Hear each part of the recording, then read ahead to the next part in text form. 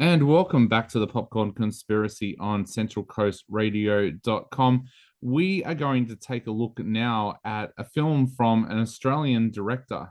Julius Avery is an Australian director who's been making a bit of a name for himself over the past few years with some pretty decent films. And now he's teaming up with an adopted Aussie, I suppose we can call him, Russell Crowe, for his brand new film called The Pope's Exorcist, which is a little bit of a horror slash thriller with some religious elements thrown in there as well. But basically, Russell Crowe plays Father Gabriel Amorth, who is a real person, or was a real person, I should say.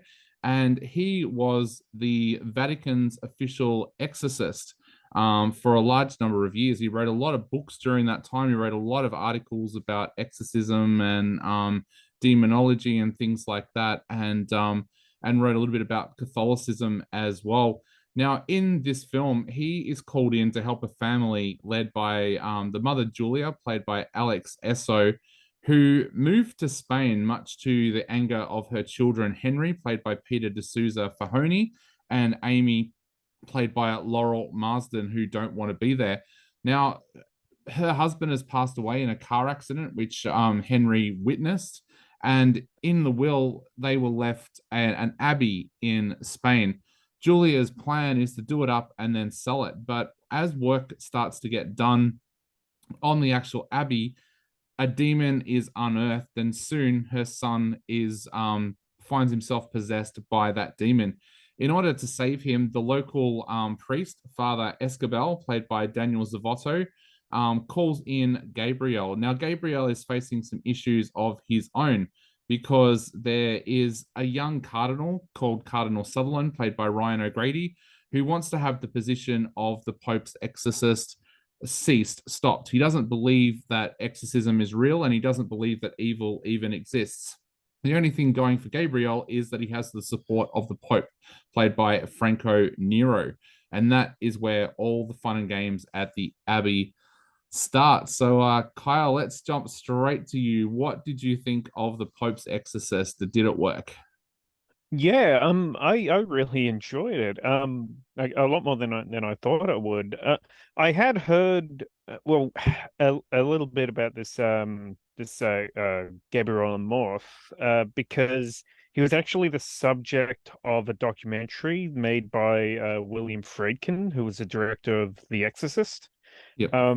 And so like, yeah, I had heard of him in the past, but yeah, I mean, obviously this is all like fictionalized and all that, but it's kind of like an interesting, I don't know, it's kind of like an interesting kind of bit of history for for the movie to be based around.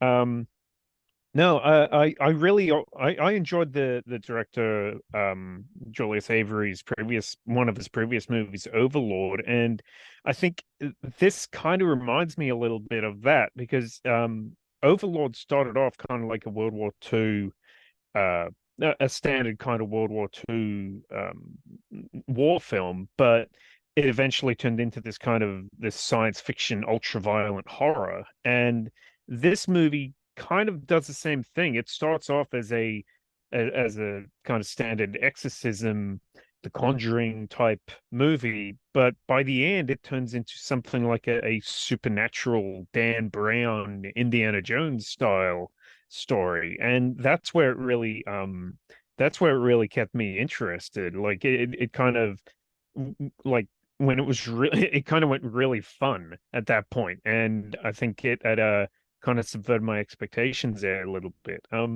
I really like Russell Crowe in the part. It's kind of a part that we've not really seen him play before. I think this is his first ever horror film, and yeah, like seeing him kind of playing this because he has that the Russell Crowe charisma, but he's like it's kind of it matches his character that he's playing somebody that's so unlike a priest, but Yeah. that's his position. But it kind of like it really does match him. You wouldn't see him as being kind of a priest character, but it's like, yeah, it really does kind of match the fact that this character is supposed to be kind of a rogue as it was.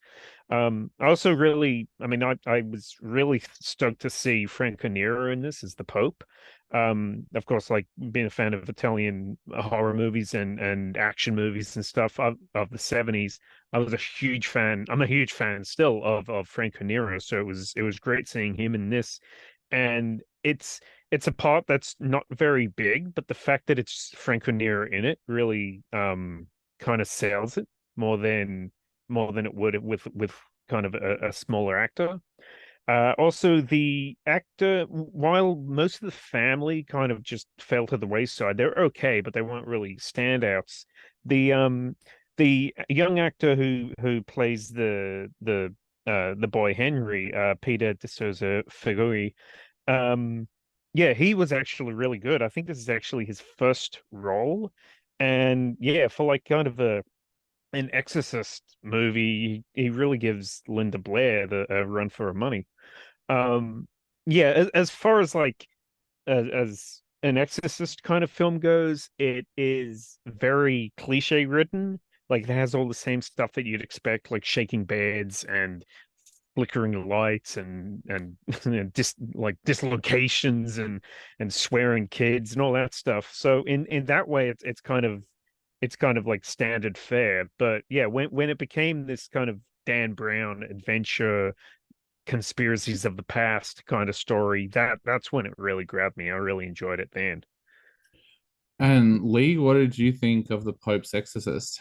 Yeah, I agree completely with what Kyle's saying. I liked how it was set up that that there were secrets of the past. Um, because it's based on a true story, I think that also draws you in. Much like as The Conjuring is a true story as well. But of course, I feel like some of it is exaggerated for the movies as is done. Um, but still, just knowing that it's based on a true story just brings something deeper as well. I was really impressed with Russell Crowe. He spoke English, Italian, and some Latin. I don't know if he learned, obviously, Latin probably just for this movie, but I don't know if he could already speak Italian or not. But he did a really good job of that. Um, and I really liked within the story too. Obviously, it's about spiritual warfare. But I really like how it highlighted the difference between mental illness or mental health and possession. I don't think a lot of movies do talk about that. And I think that in this day and age as well, I don't know that many churches do talk about possession much these days in the Christian world. Maybe more in the Catholic world, I'm not sure. But I think that it's something that's missing today when we talk about mental health. That there could be at times someone who is possessed, but it's something that it's too scary to think about. Or I guess people who are religious could be seen as having mental health instead of seeing that possession might still actually occur. So I think this movie just highlights that. And yeah, I was really impressed with with that kind of view of Russell Crowe's character, um, Father Gabriel, kind of highlighting that when he goes out to potential possessions, that they could be mental health instead. So yeah, that really drew me in as well. But I liked the props or the way it was filmed as well. I thought that was done really well, and it is a movie I think that I would like to see again for sure. I am a true fan of The Conjuring. Now, this did have a different feel to it, but I do put it in that kind of bracket. I really enjoyed this movie as much as I did The Conjuring. Yeah, I found this film to be really interesting as well. I was really interested as soon as I heard about this film because I've been a huge fan of Russell Crowe's for years and years and years, like right back to when he was making Aussie movies like Spotswood and Romper Stomper. And I became a Russell Crowe fan, and I didn't even know I was a Russell Crowe fan because at the time I didn't know that he played Shirley, the slightly aggressive bear on the Late Show, but that was Russell Crowe underneath that costume. So I was kind of interested to see where this was going to go because Russell Crowe has been one of those actors for a while who is not frightened to make a genre flick. Like he's made films like The Man with the Iron Fists and stuff like that over the years. He kind of flirted with horror a little bit, where he played Jekyll in The Mummy. So it was interesting to see how he would go in a fully fledged horror film. And when I first heard about it, I was starting to think that this was going to be like those films that we've been seeing coming out over the past few years with people like Bruce Willis in it, where it'll be a genre flick and they'll grab like a big name actor, but that actor will only be in 2 or 3 different scenes. And I was quite expecting this to be one of those films where, especially when I learned there was a family involved in this film as well, I thought this film was going to be one of those films where it's like the family is the main focus. The son gets possessed, and that's what the film's going to center around. And then all of a sudden, Russell Crowe will show up in a couple of scenes, like do the exorcism. I was not expecting this to be a movie where Russell Crowe is pretty much in just about every scene of the film. Like there's just one little patch there where he's not with the family, that you see a few scenes with the family. It just completely blew me away, like what he did with this role. I'm pretty sure nobody told Russell Crowe this was a horror film, because he brought his A game to this. Like whether or not it's a scene where he's facing off against these cardinals that want him out of the Vatican, or whether it be a scene where he's holding up a crucifix to a CGI demon, he just goes all out in this film. And like I've already seen the film twice, and the second time I was watching it, I basically just went in the second time and went, you know what? I'm just gonna watch Russell in every scene. Like I'm not even gonna look at the other actors in the other scenes. This was the second time I saw it, not the first time.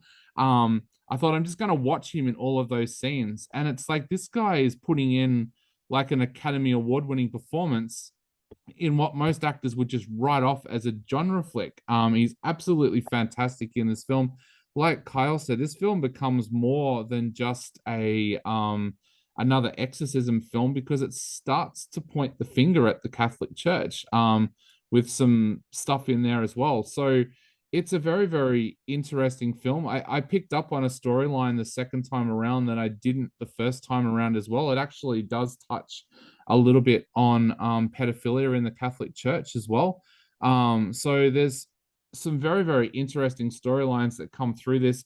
The other good thing too is I found that the actors around Russell Crowe lifted themselves as well. I thought Daniel Zavotta does a really, really good job in this film. The other actor that I was really impressed with in this movie is young Peter D'Souza Fahony. The scenes where he is possessed are pretty full on. And he does an absolutely amazing job in those scenes. So if you like your horror a little bit supernatural and a little bit twisted but grounded at the same time, this might be the film for you to go and see, because I thought this was an absolutely fantastic film. And I guess now all we're left to do is give it scores out of 5, starting with you, Kyle. What are you going to give this one out of 5? I'm going to give this 4 out of 5. I really enjoyed it, and it does seem like it's kind of geared to, as almost all movies are nowadays, it does seem like it's kind of geared towards being something of a franchise. Yep. And if that's the case, then yeah, I'd be down. I'd be down for another one of these. I'd be really excited to see what they do with the sequel on this one. So yeah, 4 out of 5 for me. Yeah, without any giving anything away, I turned to Kyle at the end of this film and said, "Got to catch them all, got to catch them all." So, Lee, what are you going to give this 1 out of 5? Yeah, the way it finished, I actually think it could become a franchise too. I'm actually hoping it does. I'm actually just going to get 5 out of 5, because there was nothing in there that just, as someone working full time and just wants to go to the movies and just enjoy the movie, or see something, I guess, a topic that's not talked about a lot in real life anymore. It did everything for me that it needed to. So I'm going to go 5 out of 5. And, the acting was brilliant. Yeah, I'm going to give it a 4 out of 5. And I think we probably didn't talk as much about him as we did Russell Crowe, but I think a lot of credit's got to be paid to the Aussie director Julius Avery as well, who's done a fantastic job with this film. And Son of a Gun was a great film as well that he made, and also Overlord. So he's an Aussie director that we probably should all be watching in the future. But yeah, to wrap up the Pope's Exorcist, it is a general release, so it'll be showing in a cinema near you right now. So head out long and check it out. Kyle gave it 4, I gave it 4, and Lee gave it 5. You're listening to the Popcorn Conspiracy on centralcoastradio.com, and we'll be back in just a moment.